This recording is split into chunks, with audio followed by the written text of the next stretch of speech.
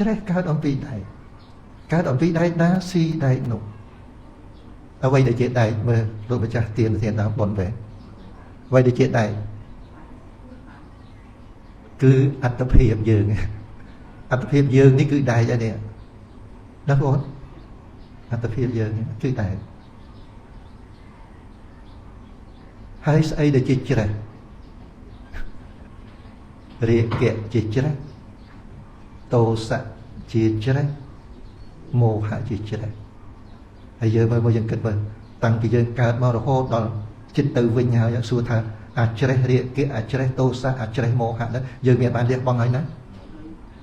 ជួនកាលសឹងតែត្រឡប់ទៅវិញអត់ទៅដឹងផងអត់ទៅដឹងថាខ្លួនឯងមានច្រេះផងមែនទេបងតែចេះធ្វើបងតែអាចជ្រះថ្លាចូលមកបួសអាចជាឧបាសកឧបាសិកាតែឲ្យស្គាល់ថាអ្វីដែលជាច្រេះអត់ស្គាល់អ្វីដែលជាច្រេះអត់ដឹងរាគៈតោសៈនិងមោហៈនេះកើតឡើងអំពីអត្តភាពតែងសម្លាប់នៅបុរសដែលមានចិត្តបាបឲ្យទៅចិត្តបាបយើងនៅមានលោភៈតោសៈនិងមោហៈដែលដូចជាច្រេះនឹងវាតែងទៅសម្លាប់យើងដូចជាដើមជែកសម្លាប់ដើមដូចជាផ្លែឫស្សីសម្លាប់ដើមអញ្ចឹងព្រះអង្គទ្រង់បង្ហាញឲ្យយើងដឹងក្នុងទីនេះគឺថាដែលយើងមានអត្តភាពនេះគឺជាអត្តភាពដែលផ្ទុកទៅដោយច្រេះគឺលោភៈទោសៈនិងមោហៈឥឡូវនេះបានពេលវេលាល្មមនឹងរតនានៅព្រះធម៌ដែលជាព្រះអុសរបស់ព្រះអង្គហើយព្រះធម៌ដែលជាព្រះអុសរបស់ព្រះអង្គ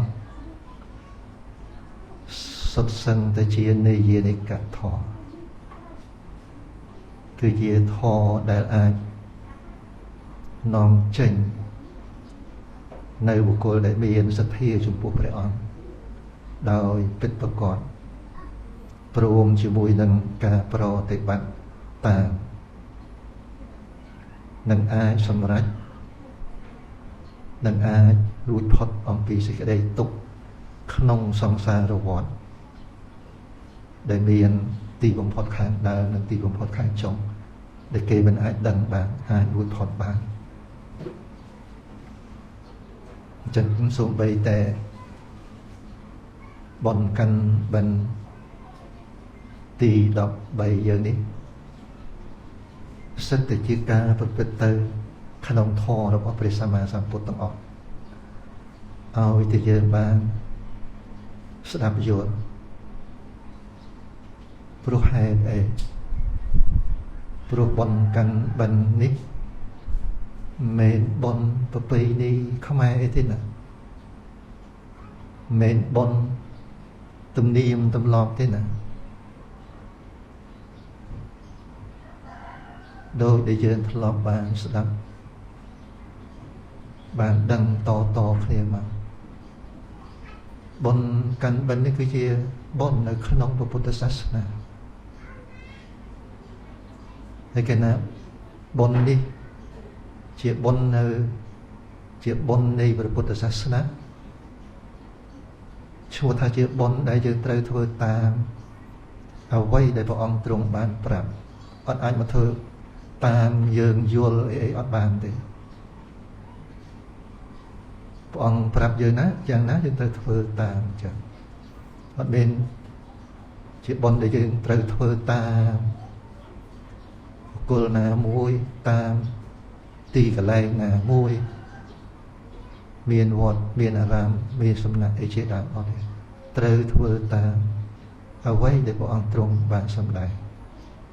បុណ្យកាន់បិណ្ឌហ្នឹងគឺអញ្ចឹងហើយជាបុណ្យដែលយើងត្រូវធ្វើតាមព្រះអង្គនោះគឺតើតែយើងបានស្ដាប់ព្រះអង្គព្រោះយើងអត់បានស្ដាប់ទេធ្វើមកយើងដឹងត្រូវធ្វើតាមណាតើតែយើងមកស្ដាប់ព្រះអង្គដែលលោកគ្រូប្អូនមានប្រសាសន៍មិនអញ្ចឹងការស្ដាប់នៅពធដោយល្អរមែងបាននៅបញ្ញាដឹងអំពី កម្រិតនិងអាការៈនៃបុណ្យកាន់បិណ្ឌនឹងព្រះអង្គទ្រង់សម្ដែងជាបុណ្យដូចម្ដេចហើយបុណ្យកាន់បិណ្ឌនេះក្នុងសាសនាដទៃគឺអត់មាននៅក្នុងសាសនាដទៃគឺអត់មានបុណ្យកាន់បិណ្ឌនេះនៅក្នុងលោកដែលអត់មានព្រះសម្មាសម្ពុទ្ធត្រាស់ដឹងក៏អត់មានដែរបុណ្យនៅក្នុងលោកច្រើនសន្ធឹកសន្ធាប់តែបើសិនជាលោក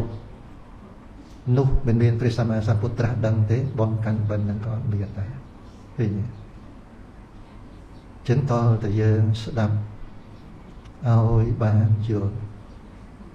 ឯការដែលយើងស្ដាប់នៅព្រះអង្គដោយប្រការណាមួយបានយល់តើតើយើងមកដឹងតើយើងរាល់ថ្ងៃនេះគឺជាអ្វីយើងរាល់ថ្ងៃនេះជាយើងឬក៏ជាអ្វីជាវត្ថុនៅក្នុងលោកនេះជារបស់យើងឬក៏ជារបស់អ្វីតើតើយើងមកយល់អញ្ចឹងបានជាយើងបញ្ជូននៅសតិសម្បជញ្ញៈរបស់យើងណាចូលទៅក្នុងចូលទៅក្នុងភញ្ញៈដែលព្រះអង្គទ្រង់បានសម្ដែងហ្នឹងបានយើងយល់តែបើសិនជាយើងមិនដឹងអ្វីដែលជាយើងនៅក្នុងបច្ចុប្បន្ននឹងផងទេការស្ដាប់នៅការដែលព្រះអង្គទ្រង់សម្ដែងនៅពធមិនងាយបានយល់ទេខ្ញុំលើកឧទាហរណ៍ដោយ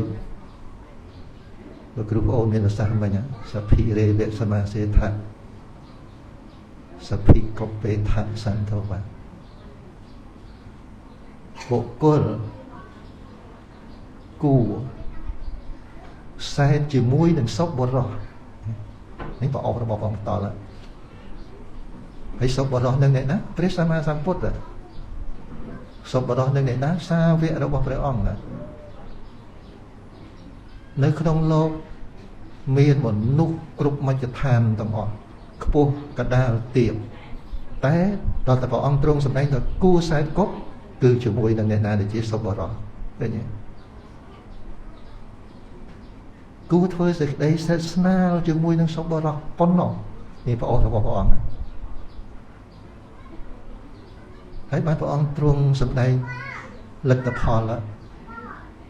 នៃការដែលយើងសែនគប់ជាមួយនឹងសពបរោះធ្វើសេចក្តីស្និទ្ធស្នាលទៅជាមួយនឹងសពបរោះប៉ុណ្ណោះមកអំពីការដែលបានដឹងនៅព្រះសទ្ធំដែលជាធម៌របស់សពបរោះនេះការដែលបានដឹងនៅធម៌របស់សពបរោះនេះមិនត្រឹមបានទៅឋានសួគ៌នោះទេអត់ទេមិនបានប្រសើរនៅក្នុងចំណោមនៃពួកញាតិចំណោមនៃពួកសត្វលោកទាំងឡាយនោះក៏អត់មែនទេគឺមានតែម្យ៉ាងបញ្ញាដែលដឹងនៅព្រះសទ្ធំរបស់សពបរោះរមែងរួចផុតចាកទុក្ខទាំងពួង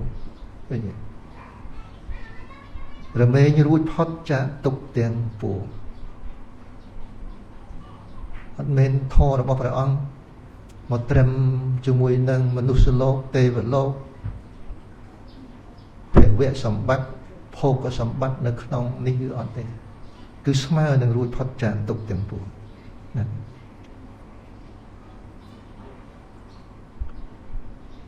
ជ្រេះស្គាល់ជ្រេះដែរអត់ជ្រេះកើតនៅណាល្អជ្រេះដែលកើតអំពីដែកណាវាទៅស៊ីដែកណាបងដែលជាម្ចាស់វេណាជ្រេះដែលកើតអំពីដែកណាវាទៅស៊ីដែកណាស៊ីដែកដែលវាកើតហ្នឹងមែនទេវាមិនទៅស៊ីដែកឯណាណៃទេវាស៊ីដែកអត់ដែរវាកើតជ្រេះត្រង់ដែកហ្នឹងឯងហើយព្រះអង្គទ្រង់សម្ដែងអញ្ចឹងអ្វីដែលជាដែកអ្វីដែលជាជ្រេះអ្វីដែលជាដែកអ្វីដែលជាជ្រេះ ច្រេះកើតអំពីដែកកើតអំពីដែកណាស៊ីដែកនោះអ្វីដែលជាដែកមើលលោកម្ចាស់ទានដើមប៉ុនវិញអ្វីដែលជាដែកគឺអត្តភាពយើងអត្តភាពយើងនេះគឺដែកហើយនេះណាបងប្អូនអត្តភាពយើងនេះគឺដែកហើយស្អីដែលជាច្រេះរាគៈជាច្រេះទោសៈជាច្រេះមោហៈជាច្រេះហើយយើងមើលយើងគិតមើលតាំងពីយើងកើតមករហូតដល់ចិត្តទៅវិញហើយសួរថាអាច្រេះរាគៈអាច្រេះទោសៈអាច្រេះមោហៈហ្នឹងយើងមានបានលះបង់ហើយណាជួនកាលស្ទឹងតែត្រឡប់ទៅវិញអត់ទៅដឹងផងអត់ទៅដឹងថាខ្លួនឯងមានច្រេះផងមែនទេបងប្អូនតែចេះធ្វើបងតែអាចជ្រះថ្លាចូលមកបួសអាចជាឧបាសកឧបាសិកាតែឲ្យស្គាល់ថាអ្វីដែលជាច្រេះអត់ស្គាល់អ្វីដែលជាច្រេះអត់ដឹងច្រេះកើតនឹងប្អូនតែច្រេះស៊ីអីស៊ីប្អូនឯងនឹងឯងវាស៊ីរហូតដល់ច្រេះនឹងអស់រលីងហ្មងណាច្រេះគឺអត្តភាពយើងណាបងប្អូនវាស៊ីអស់រហូតដល់ស៊ីអស់រលីងនៅសល់តែឈ្មោះហើយវាមែនទេបងប្អូនឈ្មោះអីនឹងគឺអ៊ីសុគៀវគៀវបងគៀវវាស៊ីយើងអស់នៅសល់តែឈ្មោះណាបងប្អូនខ្ញុំអីវាស៊ីអស់ទៅនៅសល់តែឈ្មោះហើយតែនៅសល់តែឈ្មោះហើយអស់មានអត្តភាពគេហៅអីខ្មោចលោកគ្រូសុរសភាខ្មោចព្រះអង្គគ្រូខ្មោចអ្នកនេះខ្មោចអ្នកនោះអញ្ចឹងស្ដាប់ចំតន់ដែរអត់ចឹងបានជាព្រះអង្គទ្រង់សម្ដែងមកថាលោភោទោសោចៈមោហោចៈពុរិសੰបបចេតសੰហឹងសតិអត្តសម្ភូតੰតច្ចៈសារង្វៈផលន្តិព្រះអង្គទ្រង់សម្ដែងមកថា